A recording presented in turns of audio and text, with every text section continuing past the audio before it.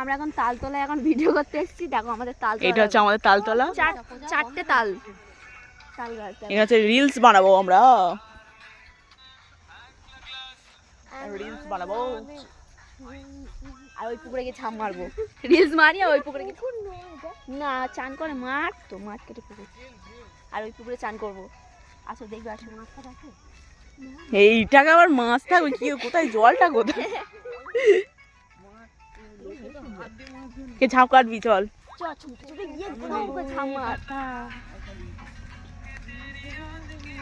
এটা হচ্ছে এর ঘর, এটা হচ্ছে এর বাড়ি, মালকিন, বাড়ির মালকিন।